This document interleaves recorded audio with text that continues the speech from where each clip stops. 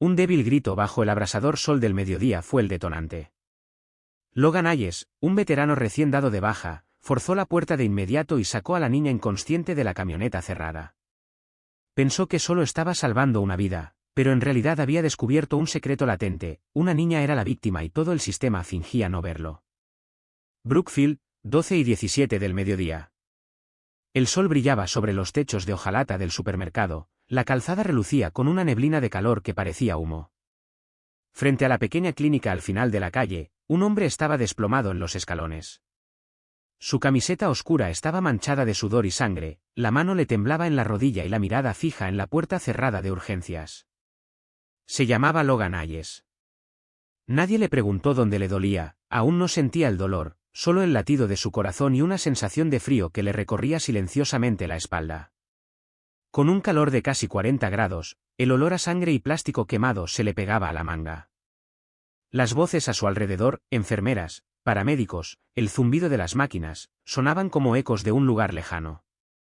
Apenas minutos antes, estaba en la gasolinera de la esquina, con un café helado recién comprado en la mano y a punto de tomar la calle hacia la librería.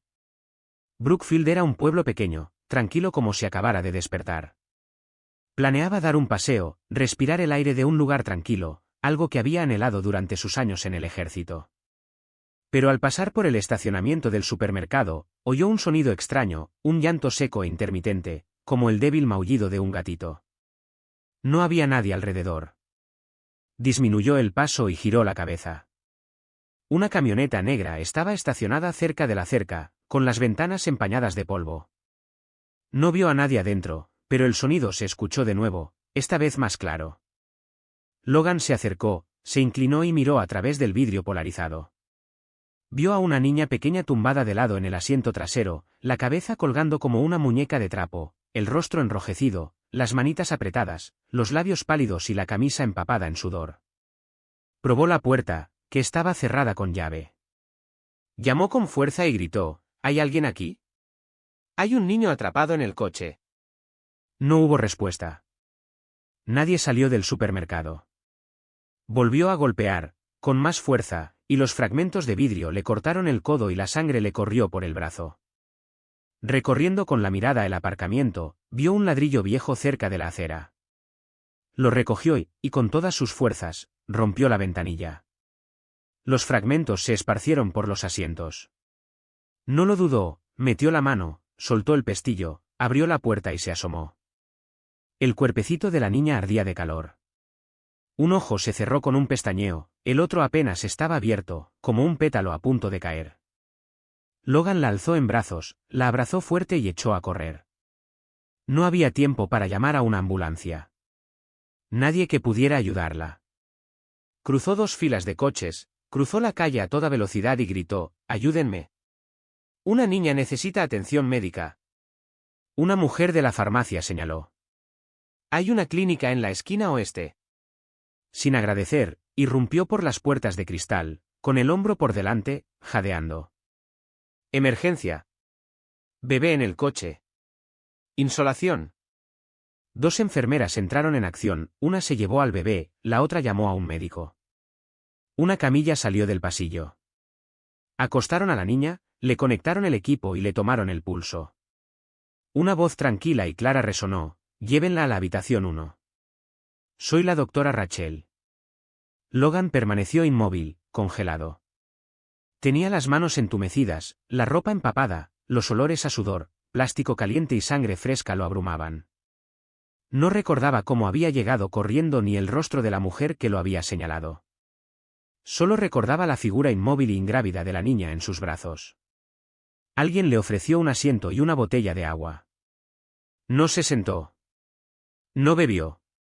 La puerta de urgencias se abrió y salió una mujer con bata blanca. Se quitó la mascarilla, examinó la habitación y lo miró a los ojos. «¿Es usted quien trajo al bebé?». Logan asintió, con la garganta demasiado seca para hablar. «Soy la doctora Rachel», dijo, y él se preparó para más. Pero sus siguientes palabras, firmes y secas, lo sorprendieron: «Acaba de salvar una vida». «Pero esto es mucho más complicado». Logan miró el rasguño en su brazo como si fuera algo extraño. El dolor aún no había llegado, como el miedo, siempre llegaba tarde. Una enfermera, una mujer rubia de unos 40 años con una voz suave como una toalla tibia, le hizo una seña. «Déjame limpiar y vendar eso. El doctor está ocupado adentro». Lavó la herida, lo miró de reojo, y Logan le devolvió la mirada en silencio. «¿Cómo te llamas?», preguntó. «Logan Hayes». «Dirección». Dudó un momento y luego exhaló. «Llegué ayer a Brookfield. Me hospedo en el motel de la zona este». Tomó notas y lo dejó allí, sentado en ese instante, mientras el recuerdo se abría como una puerta abierta por una ráfaga de viento. Estaba de vuelta en Mosul, en una casa medio derrumbada a las afueras de la ciudad. La unidad acababa de retirarse, pero él había entrado para salvar a una niña de 2 años envuelta en una fina bufanda, con la cara medio quemada. La cargó entre disparos bajo un cielo rojo sangre. ¿Pesaba más que Ava o tenía los brazos más débiles hoy? No lo recordaba. Un suave toque en la manga lo hizo reaccionar. Dio las gracias a la enfermera con la voz ronca. Momentos después, entró un hombre, camisa marrón claro, vaqueros oscuros, zapatos negros y una placa de policía en el cinturón. Observó a Logan unos segundos y luego le tendió la mano. Frank Delgado, detective del condado de Brookfield. Su apretón era firme y pausado. Logan reconoció al instante que era alguien que no sacaba conclusiones sin suficientes datos. «¿Tú fuiste quien encontró al niño?», preguntó Delgado. Logan asintió. «Oí el ruido desde dentro del coche». «¿Viste a alguien más en el estacionamiento?». «No había nadie más. Rompí el cristal y la traje aquí». Delgado garabateó en su cuaderno y luego levantó la vista. «Sé que esto puede ser traumático, pero necesito cada detalle. Cada momento importa». Logan respiró hondo y empezó de nuevo, paso a paso, el llanto débil, la puerta cerrada, las ventanas polvorientas, el sudor empapándole la espalda, el ladrillo en la mano, el pequeño cuerpo más ligero que una mochila militar y más caliente que cualquier cosa que hubiera tocado jamás. Delgado no lo interrumpió. Cuando Logan terminó, le hizo una última pregunta: ¿notan algo inusual en el coche? Marcas de frenado brusco, ventanas opacas, la matrícula borrosa. Logan negó con la cabeza. Mis ojos solo vieron al niño. Delgado frunció los labios, cerró su libreta y dijo: de acuerdo por ahora. Descansa. Si necesito más información, te contactaré. Le entregó a Logan una tarjeta de visita y le dio las gracias. Cuando Delgado se fue, Logan cerró los ojos. Ya no veía la casa derrumbada en Mosul. Vio el rostro de la niña de hoy, pálida, mojada y temblando en sus brazos. En la habitación contigua, la doctora Rachel Kim estaba junto a la cama de Ava, con guantes y gafas protectoras, la mirada intensamente fija. Trabajaba en silencio, haciendo gestos a la enfermera mientras se movía con precisión y dedicación. Ava estaba fuera de peligro inmediato, pero Rachel no sentía alivio, estaba demasiado experimentada en emergencias de vida o muerte para eso. Algo en este caso la inquietaba. Los vasos sanguíneos del brazo izquierdo de la niña mostraban signos de compresión prolongada, hinchados y frágiles bajo la piel. Unos cuantos moretones redondos rodeaban sus muñecas, como si una cuerda o ataduras le hubieran cortado la carne. A lo largo de su pierna, una fina cicatriz cicatrizaba una línea tenue pero inconfundible. Rachel sostenía una pequeña linterna, iluminando el hombro derecho de Ava hasta que vio un moretón azul pálido. Se detuvo, con el corazón encogido. Esas marcas no eran accidentales. No pertenecían a una niña que solo había sido olvidada una vez. Cuando la enfermera ajustó el monitor, Rachel se escabulló silenciosamente al pasillo. No se dirigió a la sala de guardia. En cambio, encontró a Logan sentado donde acababa de irse el detective Delgado. Rachel guardó silencio un instante y luego habló con serenidad, sin prisa pero con una determinación inquebrantable: tenemos que informar de esto al Departamento de Servicios Sociales. Logan levantó la vista, sobresaltado. Está bien. Físicamente, asintió Rachel con la mirada perdida. Pero no estoy convencida de que solo la hayan olvidado una vez. Esa insinuación tácita se cernía sobre ellas como una tormenta inminente. Momentos después, las puertas de la clínica se abrieron de golpe. Afuera, en una tarde abrasadora, irrumpieron una mujer con el pelo rizado y las lágrimas bañadas en lágrimas, y un hombre alto cuya muñeca brillaba con un brazalete de oro. Gritaron el nombre de Ava como si despertaran de una pesadilla. ¿Dónde está mi hija? ¿Dónde está? El pánico de la mujer se transformó en desesperación. Una enfermera se adelantó, tranquilizándola con palabras tranquilas. Está en seguimiento médico. Por favor, siéntese. Pero el hombre, Carl, la interrumpió con voz baja y tensa. La dejamos en el coche solo 5 minutos. Fui a comprar leche. No nos sermonee. Logan, escondido en un rincón, observaba la escena. Rachel se reunió con ellos, con una mirada fría y cristalina. Soy el médico de urgencias de Ava. Está bajo atención médica. No se permiten visitas hasta que se le dé el alta. Soy su madre, balbució la mujer, Linda. Lo entiendo, respondió Rachel, pero todas las decisiones deben pasar por los servicios sociales. Antes de que la pareja pudiera protestar más, apareció una mujer delgada, vestida de blanco impecable. Soy Sarah Wright, del Departamento de Servicios Sociales, anunció con tono suave y autoritario. Según el artículo 17 de la Ley de Protección Infantil de Vermont, la sospecha de abuso o negligencia exige la suspensión temporal de la patria potestad.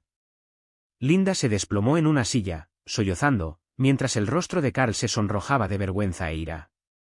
Logan notó la ausencia de preocupación genuina en sus expresiones, ninguna pregunta sobre el bienestar de Ava, solo excusas. El detective delgado dio un paso al frente, portapapeles en mano. Estamos iniciando una investigación. Cooperará plenamente. Aceptó un sobre que le entregó Rachel, con fotografías nítidas de las lesiones de Ava, los moretones, la cicatriz antigua, la marca reciente en el hombro. No puede ser por estar en el asiento del coche, le susurró Rachel a Delgado. Él sostuvo su mirada firme y asintió. Se hicieron planes, en 24 horas, se le asignaría un tutor temporal. Ava permanecería bajo custodia protectora a la espera de nuevas pruebas, cámaras de seguridad, informes médicos y evaluaciones psicológicas. Mientras Rachel exponía los hechos médicos, moretones de diferentes edades, una cicatriz que indicaba una fractura sin tratar, Logan sintió el peso de cada minuto de silencio transcurrido desde que le infligieron esas lesiones. En aquella austera sala de conferencias, todos comprendieron que algunos traumas, si no se atienden de inmediato, pueden resonar durante toda la vida. Carl cerró la puerta de golpe, con el corazón latiéndole con fuerza contra el marco metálico. Un minuto después, estaba junto a la acera, agarrando su teléfono mientras Linda corría a su lado. Se dirigieron al unísono hacia un elegante Ford plateado aparcado bajo una tenue farola, entraron y el motor rugió. El coche aceleró hacia el sur sin dudarlo. Más despacio, murmuró Delgado, observando la camioneta vacía que tenía detrás. Habían pasado 3 horas sin rastro de ellos. Reprodujo la grabación de seguridad y vio a Carl cerrar su teléfono con un clic brusco. Les estoy pidiendo a alguien que revise la ruta del Ford, pero quiero saber a dónde fueron ahora mismo, insistió Rachel. A 18 millas, confirmó Delgado en voz baja. Iré yo mismo. 2 horas después, se encontró bajo la humeante luz de la oficina de seguridad del casino Silver Bluff. El aire olía a cigarrillos rancios y resonaba con el sonido de las máquinas tragamonedas. El equipo de seguridad rebobinó la cinta. A las 12:40, Carl y Linda entraron al salón principal. Carl sacó un fajo de billetes de la caja. Linda tomó una copa de vino tinto de la barra. Ninguno parecía angustiado. Un camarero lo recordó riendo a carcajadas. Carl incluso le presumió a un desconocido que le habían confiado su bebé a un amigo para que pudieran relajarse, solo por un día. Delgado solicitó una copia del vídeo y grabó la declaración del camarero. Mientras tanto, en la clínica, Rachel redactaba un informe médico. Sus dedos recorrieron el teclado a un ritmo constante, aunque le dolía la espalda y tenía la vista borrosa. Catalogó cada lesión, muñeca, hombro, muslo, cintura, describiendo el tamaño, el color y la ubicación como si cada palabra cargara con el peso de la supervivencia. El brazo izquierdo colgaba débil, con los reflejos embotados, probablemente una antigua fractura que nunca se había curado bien. Los hematomas desiguales en las costillas sugerían violencia, no accidente. Una marca de cuerda alrededor del torso delataba un cinturón de seguridad más apretado de lo habitual. Revisó su conclusión, imprimió 2 copias firmadas y las guardó en una carpeta. Sara fue la primera en llegar a la pequeña Ava tras la atención de urgencias. Despierta pero silenciosa, la niña tenía los ojos abiertos y vacíos, quietos como un lago sin viento. Sara entró sin papeles ni placa, solo con una pequeña muñeca de tela azul en la mano. No preguntó nombres ni respuestas, simplemente se sentó junto a la cama y puso la muñeca al alcance de Ava. «Se llama Elle», susurró Sara. «Todavía no tiene amigos». La débil mano izquierda de Ava se crispó, rozando la oreja de la muñeca como para confirmar su realidad. Momentos después, Logan apareció en la puerta, inseguro y cauteloso. Sara asintió, invitándolo a pasar. Ava no respondió hasta que Logan se sentó frente a ella, con las manos juntas. Entonces, sin hacer ruido, se deslizó de la cama y caminó hacia él. Logan permaneció inmóvil hasta que ella le tomó el dedo, solo entonces él cerró suavemente su mano alrededor de la de ella. Ese frágil toque lo decía todo, mucho más profundo que cualquier palabra que pudieran articular. La noche cayó sobre Brookfield. Delgado regresó a la clínica poco antes de las 10. Logan seguía en el pasillo, con los hombros pegados a la pared y la mirada perdida. Delgado le entregó un expediente delgado y amarillento. «El historial médico antiguo de Ava», dijo en voz baja. Los dedos de Logan recorrieron los bordes desgastados mientras Delgado señalaba la última entrada: marzo, fiebre alta, pérdida prolongada de apetito. «¿Sin preguntas?» Su voz se volvió más áspera. Logan volvió a pasar las páginas, una súplica silenciosa para deshacer el pasado. En el archivo del hospital, Sara observó el brillo de la pantalla de su computadora. Buscó Ava Monroe, código de archivo 1175A, y vio que la base de datos revelaba 3 ingresos en 8 meses, un golpe en la frente al caerse de una silla, deshidratación tras fiebre alta y una contusión en la rodilla al chocar con una mesa de centro. Nadie había anotado el momento: fin de semana de Acción de Gracias, vacaciones de primavera, semana del Día de la Independencia, ni se había preguntado quién había traído a la niña. En cada ocasión, un vecino o una tía diferente se atribuía la responsabilidad. Linda y Carl brillaban por su ausencia. Sara imprimió los registros y los encuadernó, familiarizada con la apariencia de explicaciones superficiales que ocultaban oscuras verdades. Afuera, Delgado se encontraba frente a la casa de madera de 2 pisos de Carl y Linda, con una orden de registro en la mano. Dentro, las habitaciones estaban inquietantemente impecables, ni rastro de lucha ni olor persistente. En la sala, Delgado abrió un armario cerrado con llave y encontró botellas de licor, frascos de pastillas para dormir y una libreta abollada. En sus páginas estaban garabateados los nombres de casinos y sumas urgentes: 800. Perdido, hay que recuperarlo. El horario de trabajo de Linda estaba marcado con tinta roja. Subió a la habitación de Ava y descubrió una cámara oculta con forma de oso de peluche. La tarjeta de memoria, aún guardada en su interior, reveló imágenes aterradoras: Ava atada a una silla del comedor con un pañuelo, cabizbaja. El gruñido de Carl resonó en la grabación: «Come, ¿qué más puedes hacer?». Un golpe sordo, la silla se cayó y el pequeño cuerpo de Ava golpeó el borde de la mesa. Delgado se guardó la tarjeta en el bolsillo. La acusación ya no era una opción, era inevitable. En la comisaría, Logan firmó una declaración formal: «Confirmo haber visto a una chica encerrada en una camioneta negra, agotada y sola.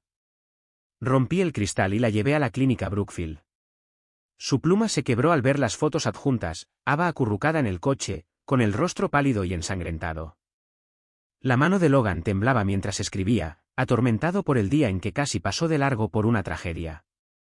Tras la muerte de su esposa, el millonario Daniel Scott se encontró solo con sus 2 hijos, Lucas, de 8 años, y ella, de 5. La enorme mansión que antes resonaba con risas y el ruido de pequeños pies ahora yacía sumida en un silencio casi sepulcral, como si estuviera de luto junto a ellos. Los juguetes de los niños permanecieron intactos, abandonados en los rincones de las salas de juegos. Pasaron los meses y el polvo se asentó sobre ellos, como si esperaran en vano un regreso que nunca llegaría. En el comedor, los cubiertos de plata relucían en los cajones, pulidos pero sin usar, y los platos permanecían impecables sobre la mesa, noche tras noche. Nadie se atrevía a tocarlos. Lucas y ella se negaban obstinadamente a cada comida, en una protesta silenciosa y firme que paralizó su mundo desde el día del funeral de su madre. Daniel contrató a un sinfín de chefs, especialistas en cocina infantil, nutricionistas, incluso expertos en cocina emocional, pero ninguno logró tentarlos a comer un solo bocado. Cada noche aparecían platos elaboradamente decorados, puré de calabaza con caras sonrientes, fruta tallada en divertidas figuras de animales, pero ni siquiera estas creaciones caprichosas conseguían arrancarles una sonrisa ni una cucharada a los niños. Nada. Logan finalmente pronunció las palabras que no pudo terminar, pero nadie en la sala lo necesitaba. Delgado se sentó frente a él, en silencio, luego se inclinó hacia adelante y le presionó suavemente la rodilla. Hiciste lo correcto, lo que la mayoría de la gente nunca hace.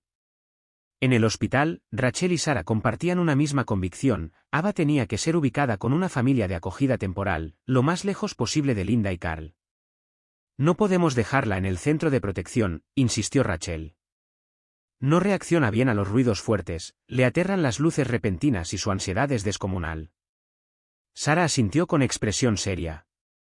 Conozco el lugar perfecto. Marta y Tom, una pareja mayor sin hijos, ya habían acogido a 3 niños. Su casa estaba a 10 minutos del pueblo, rodeada de un amplio y tranquilo jardín. Cuidarán de Ava como si fuera su propia nieta, dijo Sarah. Esa tarde apacible, Ava llegó a su puerta. Marta la abrazó fuerte, dándole palmaditas en la espalda sin decir palabra, mientras Tom abría de golpe la puerta trasera y dejaba que la luz dorada inundara el suelo de madera. Ava se acurrucó más en los brazos de Marta, sin llorar ni mirar a su alrededor. Cuando Tom retumbó, ¿tienes hambre, pequeña?, con su voz grave y ronca, Ava retrocedió, acurrucándose más contra el pecho de Marta.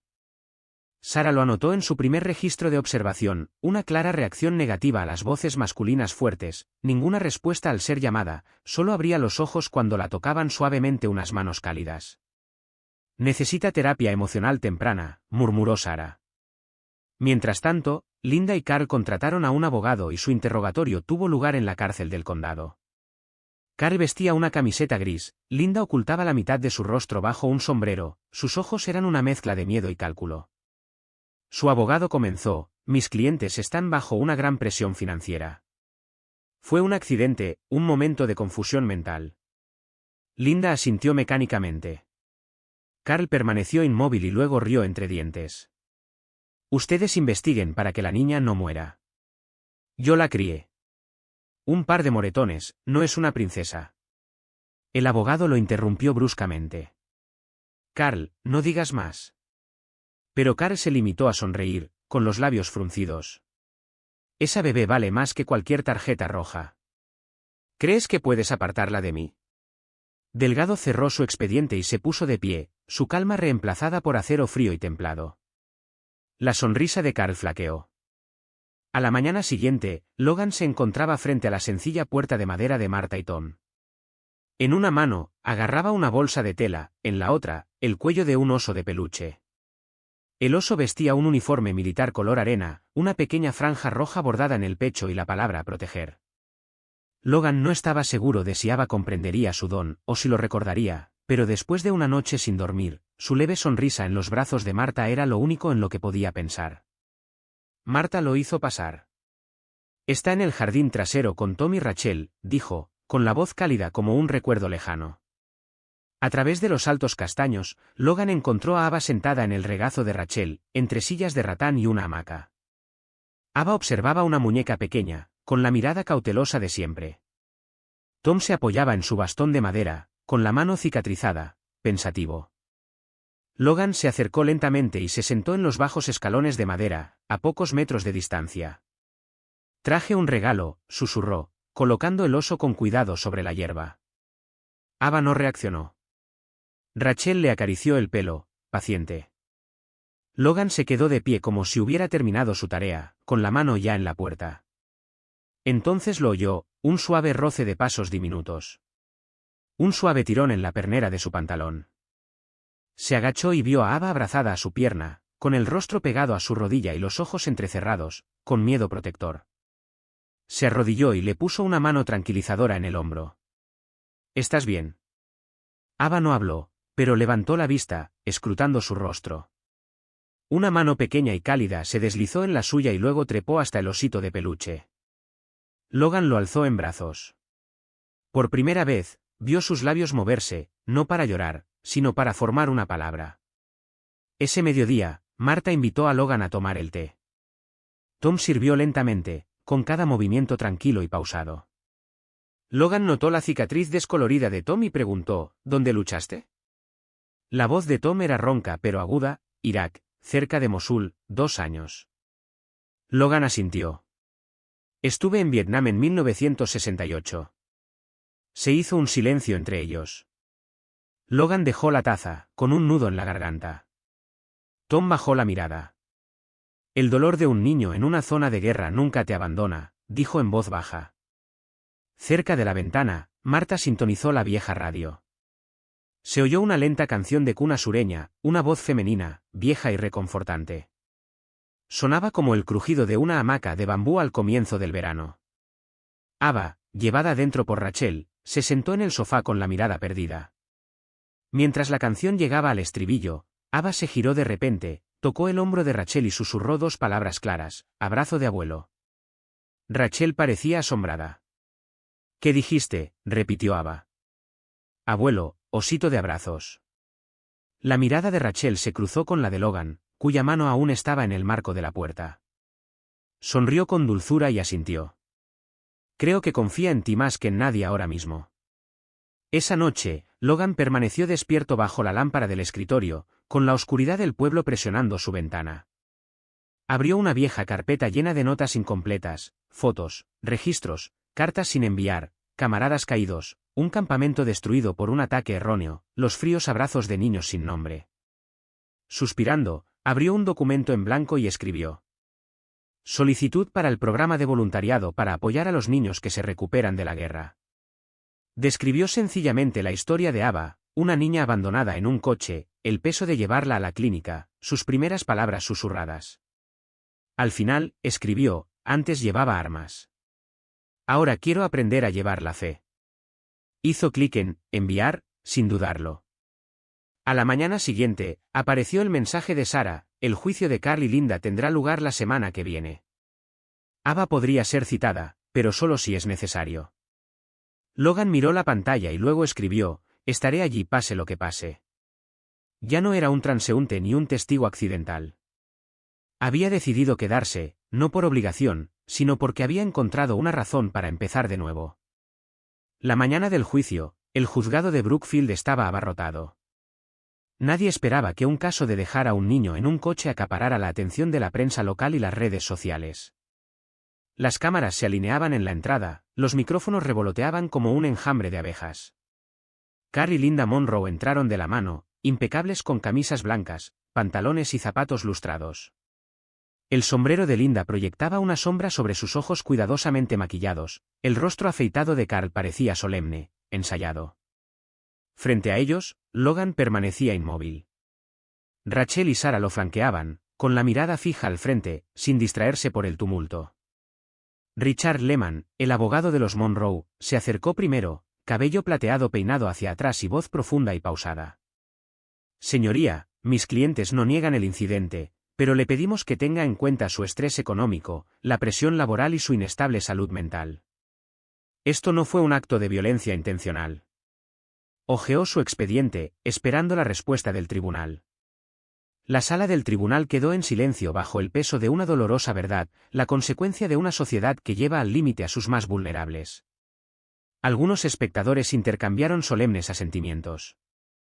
Algunos reporteros tomaron notas con una urgencia apenas disimulada. Lehman insistió, su voz resonando en el alto techo. Y ahora, sobre nuestro testigo clave, el señor Logan Hayes, un exsoldado estadounidense que encontró a la bebé Ava. No cuestionamos sus buenas intenciones, pero debemos preguntarnos, ¿cómo justifica un hombre que pasa justo en el momento justo romper la ventanilla de un coche sin avisar primero a las autoridades? Ante sus palabras, todas las cabezas se volvieron hacia Logan. Permaneció impasible, sosteniendo la mirada de Lehman sin pestañear. A continuación, Delgado se levantó y presentó las conclusiones de la investigación con precisión clínica. Las imágenes del supermercado muestran a Linda Monroe bajando de la camioneta a las 12:01. Miró el asiento trasero y cerró la puerta de golpe, sin poner el aire acondicionado. 4 minutos después, un Ford plateado circulaba hacia el sur con esta pareja dentro. Activó el proyector. Una imagen granulada cobró vida, Linda, de pie junto al vehículo, observando el interior antes de cerrar la puerta fríamente sin mirar atrás. Delgado continuó: hemos confirmado su visita al casino entre las 12:40 y las 3:27. Los testigos les oyeron decir que confiaron su hijo a alguien, pero no hay pruebas que respalden esa afirmación. Los murmullos resonaron en la sala. Rachel se levantó entonces con tono firme. Su señoría, soy la médica que atendió de urgencia a Ava Monroe. Llegó gravemente deshidratada y con una temperatura peligrosamente alta. Mostró una serie de imágenes médicas, al menos 7 hematomas en distintas etapas de curación y una antigua cicatriz de fractura maltratada en su pierna izquierda. Estas lesiones no son descuidos accidentales, declaró, sino el resultado acumulado de una negligencia prolongada. Lehman se inclinó hacia adelante. Doctor, ¿podrían estas marcas provenir de un solo accidente reciente? Los niños pequeños se caen, a veces sin recordar nada. La mirada de Rachel permaneció impasible. En mis 12 años de práctica, distingo un moretón accidental de un patrón sistemático de maltrato. Sarah fue la siguiente. Explicó por qué Ava, de 3 años, no podía testificar, el trauma la había dejado psicológicamente frágil. Las voces masculinas fuertes le provocaban pánico, y le faltaba la claridad verbal para relatar su terrible experiencia. Obligarla a revivirlo solo agravaría sus heridas. El juez asintió, comprensivo. Logan exhaló aliviado, brevemente. El juez lo llamó al estrado. Sus pasos eran pausados, cada uno amplificado por el silencio. Lehman aprovechó el momento. Señor Hayes, usted sirvió en Irak y recibió tratamiento por TEP, ¿cierto? ¿Es posible que un trauma pasado haya influenciado su percepción, exagerando lo que vio? La respuesta de Logan fue firme. Una vez entré en pánico con el fuego de artillería, incluso con el llanto de los niños. Pero nunca olvidaré la cara de Ava cuando la encontré, sonrojada, con los labios agrietados y la respiración entrecortada. No había nadie más. Solo ella y yo. Hizo una pausa, dejando que la sala asimilara sus palabras. Luego añadió: no luché durante años en Mosul para volver a casa y ver a una niña tratada como basura. Reinó el silencio hasta que resonó el mazo del juez. Este tribunal encuentra motivos suficientes para proceder a un juicio público. La bebé Ava Monroe permanecerá bajo cuidado especial de los servicios sociales hasta que se tome una decisión final. Los flashes de las cámaras iluminaron el lugar mientras los periodistas se acercaban. Carl miró con enojo a Linda, quien se limitó a inclinar la cabeza, entrelazando los dedos con fuerza. Mientras la multitud se dispersaba, Logan se detuvo en el pasillo. Una pequeña figura corrió hacia él, Ava, aferrada a su osito de peluche, con el uniforme aún un poco grande. Él se arrodilló y ella lo abrazó. En ese momento de descuido, no hubo juicio ni acusación, solo un soldado y la niña que juró proteger. Pero la historia no terminó ahí. A la mañana siguiente, temprano, servicios sociales estaba casi desierto. Sarah entró con una taza de café humeante en la mano. Las luces del pasillo aún eran tenues, pero su nombre parpadeaba con urgencia en el tablón de anuncios electrónico, expediente 1175A, actualización biológica. Inició sesión, abrió el correo electrónico y se quedó paralizada. Los resultados de ADN no mostraron parentesco consanguíneo entre Ava y sus supuestos padres, Carl y Linda. Los dedos de Sarah revoloteaban sobre el teclado, recuperando el certificado de nacimiento de Ava. El código del hospital suburbano no existía. El doctor Thomas Eldry, cuyo nombre figuraba en el certificado, no tenía constancia de actividad médica en la última década. Todo se derrumbó en un instante. Mientras tanto, Delgado estudiaba minuciosamente el testimonio de Linda, de hacía 2 semanas, que Ava nació en casa en un parto inesperado, por lo que no se emitió un certificado de inmediato. Parecía plausible, hasta que Sarah le entregó el nuevo expediente. Él repasó las primeras líneas y murmuró: esto va a la justicia federal. Si compraron a la bebé a través de una red de adopción ilegal, esto es trata de personas, no solo abuso. Sarah asintió. He encontrado una pista. Describió a María Stanton, exdirectora del orfanato, que recordaba perfectamente a una bebé abandonada en su centro hacía aproximadamente un año, una niñita a la que llamaban June. María recordó a una pareja que pagó en efectivo, sin pasar por los trámites oficiales. El hombre tenía un marcado acento sureño, la mujer se llamaba Linda.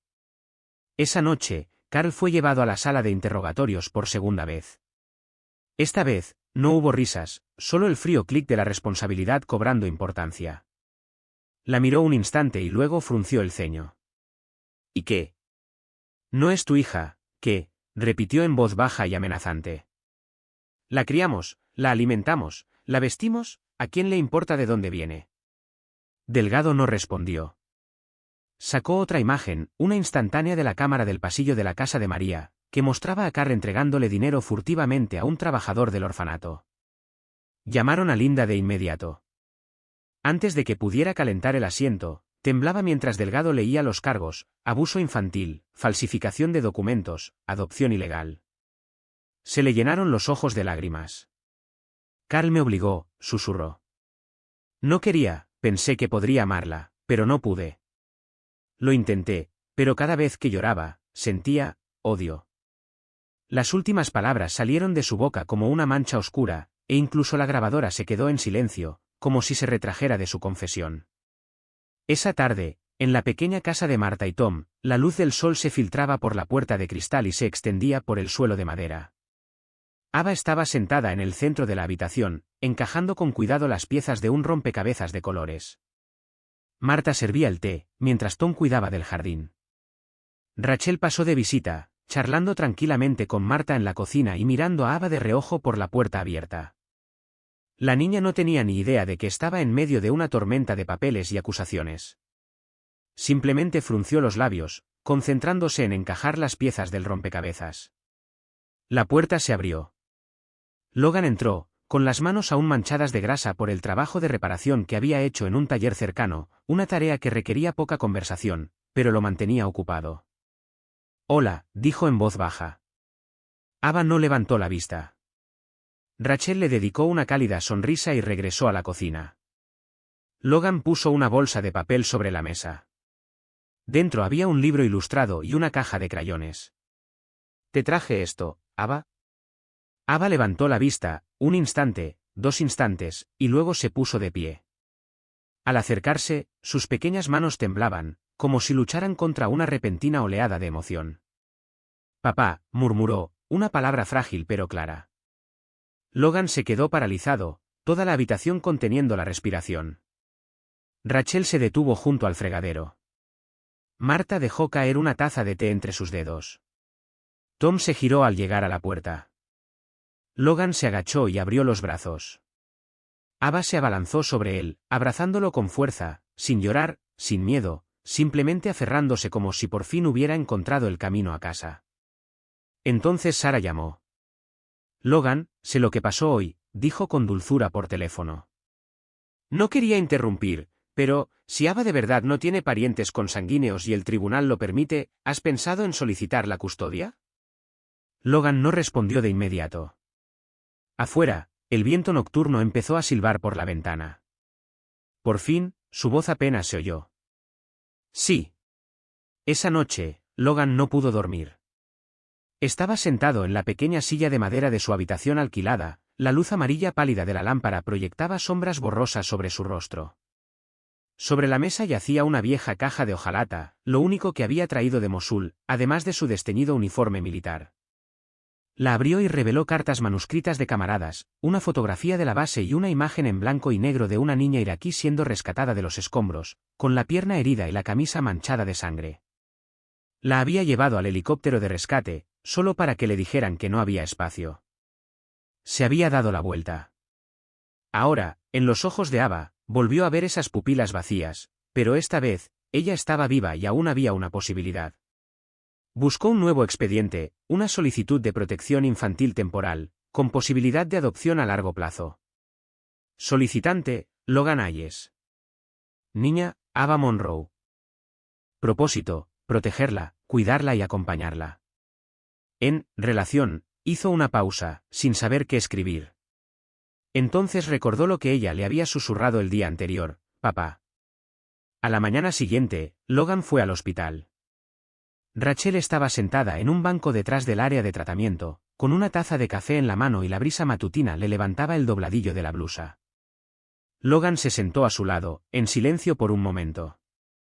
Entonces Rachel le dijo en voz baja, «No hace falta que lo digas. Sé que tienes miedo». Logan miró fijamente el jardín. «No sé lo que es ser padre. Solía comandar soldados, sobrevivir a la artillería y a las bombas. Pero cuando Ava me llamaba, papá, no sabía qué hacer». «Es un buen comienzo», dijo Rachel, frunciendo el ceño con firmeza. «Ser padre no empieza por saberlo todo. Empieza por no alejarte cuando tu hijo más te necesita». El viento traía el aroma a lavanda por el patio. Logan inclinó la cabeza. «No estoy seguro de ser lo suficientemente bueno». «Nadie lo es», respondió Rachel con una suave sonrisa. «Incluso los que trabajamos en medicina a veces nos sentimos impotentes frente a un niño. Pero nos quedamos, porque necesitan a alguien que no les dé la espalda».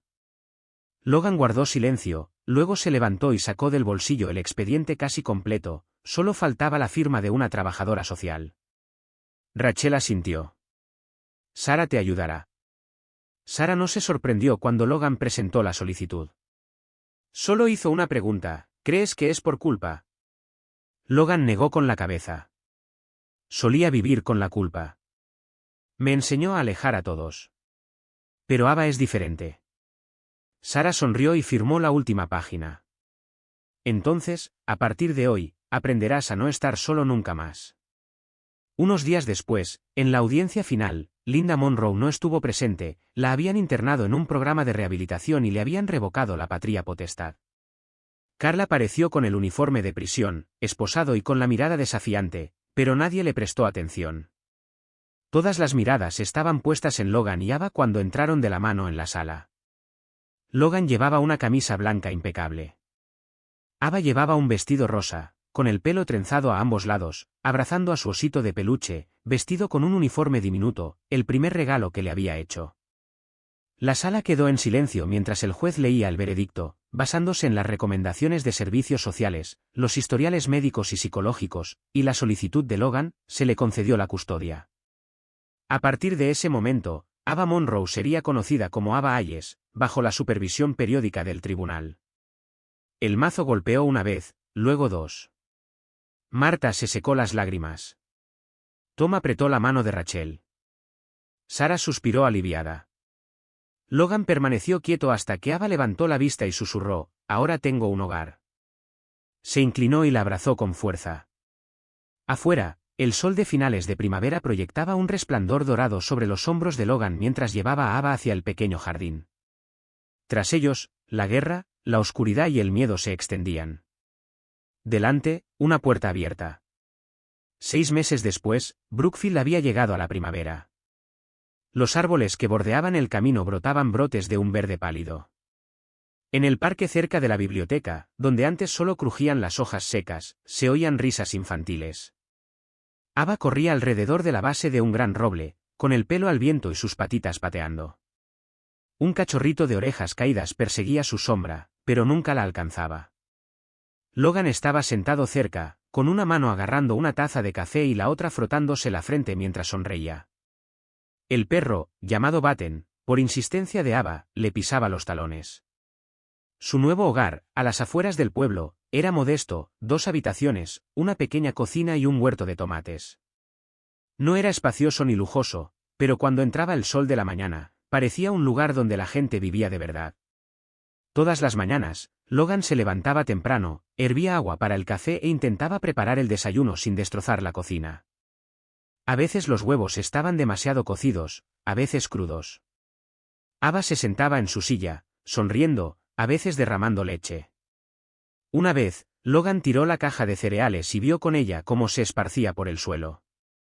Se miraron y se echaron a reír. Había aprendido más de lo que jamás imaginó, a trenzar el cabello sin dejar trenzas torcidas, a calmar las pesadillas con suaves masajes en la espalda, a leer cuentos de hadas con voces distintas para caballos, dragones y princesas. Y en esas noches tranquilas en las que Ava dormía plácidamente en sus brazos, aprendió a dormir toda la noche sin soñar con bombas ni sangre. Una noche, Logan abrió su portátil y le envió un correo electrónico a un antiguo compañero, «Ya no me voy a ningún lado. Encontré una razón para quedarme.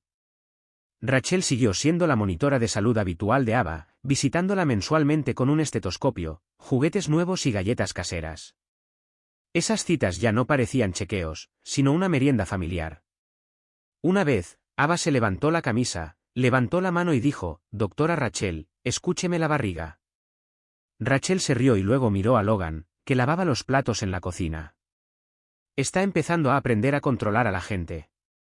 Un sábado, Rachel los invitó a la exposición de salud comunitaria.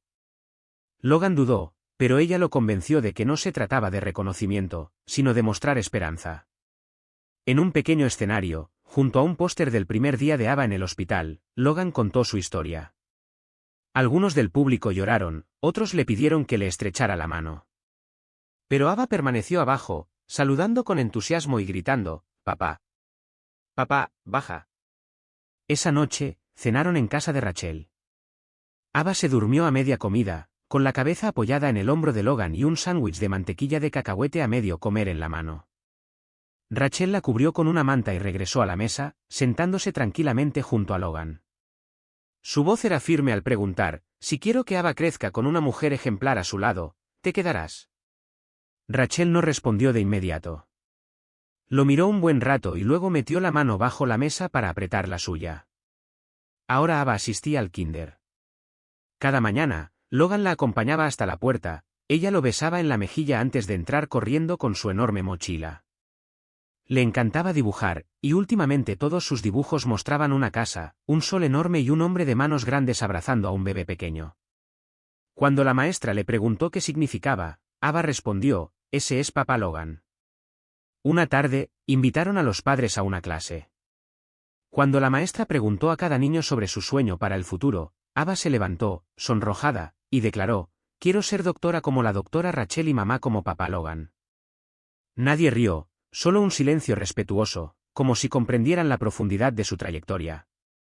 Esa tarde en casa, Ava estaba sentada leyendo, con Batten acurrucado a sus pies. La luz del sol entraba a raudales por la ventana, proyectando dos pequeñas sombras, una de niño y otra de perro, tan apacibles que bien podrían haber sido un cuadro en el hogar feliz de alguien. Unos días después, Logan llevó a Ava de vuelta al antiguo estacionamiento donde empezó todo. La camioneta ya no estaba y el pavimento había sido repavimentado, pero la esquina de los escalones, donde Logan se sentó, tembloroso y sangrando, seguía intacta.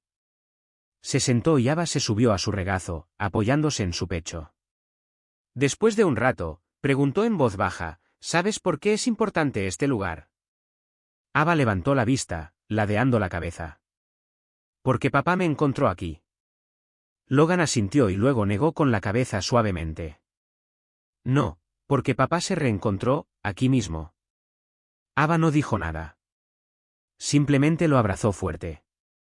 La primavera no llega solo por calendario, llega cuando alguien tiene la valentía de perdonar el pasado, la fuerza de seguir adelante y la ternura de volver a amar. Para Ava, la primavera fue la primera vez que fue amada de verdad. Para Logan, fue la primera vez que aprendió a vivir en lugar de simplemente existir. Y para todos los que han vagado en la oscuridad, la primavera siempre puede volver, si aún llevamos un poco de luz en el corazón. La historia de Logan y Ava es más que la de un soldado rescatando a un niño de un coche cerrado bajo el sol del mediodía. Es la travesía de un hombre que había perdido toda conexión con el mundo, solo para reencontrarse a sí mismo a través de los ojos de un niño olvidado, un niño que no lloraba ni hablaba, pero cuya silenciosa súplica de ayuda fue escuchada por alguien lo suficientemente perspicaz como para escucharlo. Esta narración se basa en muchos registros y casos reales, con nombres y lugares modificados para proteger la identidad de los involucrados. Si este final te impacta profundamente, compártelo con un amigo, un grupo de apoyo o simplemente reenvíalo por WhatsApp, porque en algún lugar, otro niño podría estar esperando a alguien que lo escuche. ¿Alguna vez has pasado por un momento así? Estoy aquí y leeré todo lo que compartas.